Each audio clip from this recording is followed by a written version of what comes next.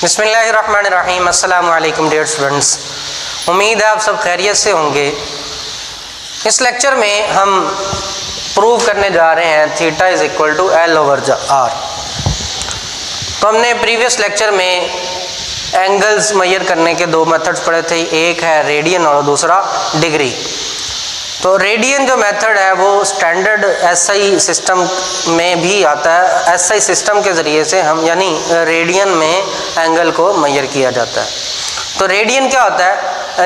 Radian is the measure of angle subtended at the centre of the circle by an arc whose length is equal to radius of the circle. यानी ये जो ऐसा circle लें जिसका radius जो है 1 unit हो और उस पर एक आर्क लगाए जो ए बी को जाहिर कर रही हो। ए बी एक आर्क लगाए जो उसके रेडियस के इक्वल हो।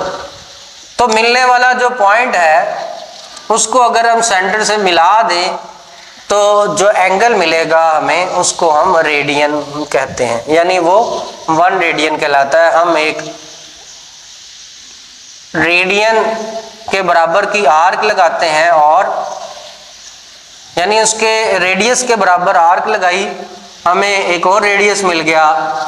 एंटी क्लॉकवाइज जो एंगल मिलता है थीटा से इसको डिनोट करते हैं, ये इसका रेडियन कहलाता है। तो इसी डेफिनेशन को मद्देनजर रखते हुए हम प्रूव करेंगे theta is equal to l over r. तो अगर एक सर्कल जो है वो एक एंगल बना रहा है, एन एंगल ऑफ 1 रेडियन,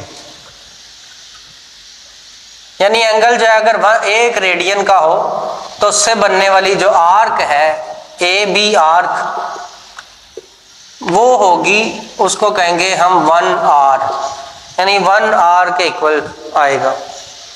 अगर इसी एंगल को हम हाफ कर दें और उसका हाफ एंगल मेजर करें तो वो 1/2 रेडियन बन जाएगा, यानी वो an angle of 1/2 radian makes an arc A B of 1/2 radian, 1/2 r. ये आर से मुराद रेडियस है और ये रेडियन।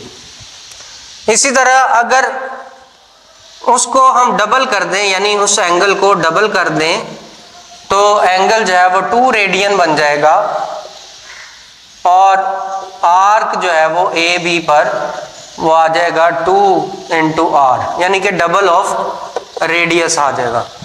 यहाँ पे देखिए पहले रेडियस 1 है, यहाँ पे रेडियस हाफ हो गया, उसके बाद रेडियस जो है उसका वो डबल हो गया, यानी ये जो आर्क है डबल रेडियस के इक्वल आ रही।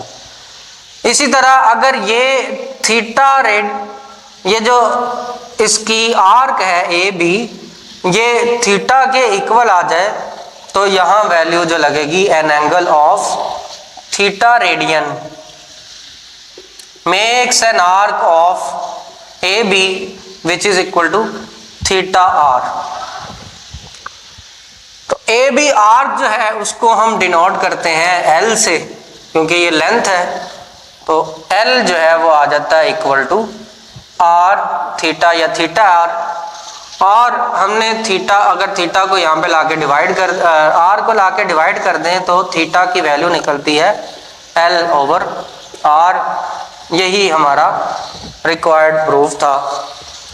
तो ये था हमारा प्रूफ। इंतहाई अहम शॉर्ट क्वेश्चन है एग्जामिनर के पॉइंट ऑफ व्यू से।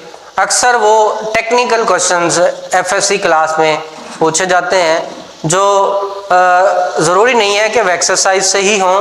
तो इस तरह के टेक्निकल छोटे छोटे प्रूफ्स हैं जो आपके हर चैप्टर में गिवन है, उनको भी आपने अच्छी तरह से करना है ताकि आप अपने मैक्सिमम स्कोर्स हासिल कर सकें।